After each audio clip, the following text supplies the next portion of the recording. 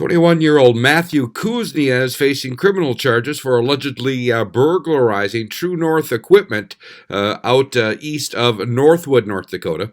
This from the Sheriff's Department. On February 10th, deputies responded to a report of a large snap-on toolbox on the roadway of Highway 18 by True North equipment located east of Northwood. When deputies arrived on the scene, they found the snap-on toolbox, and after further investigation, they discovered True North equipment was burglarized. A missing forklift was found further down Highway 18, and a large safe was also missing from the office area.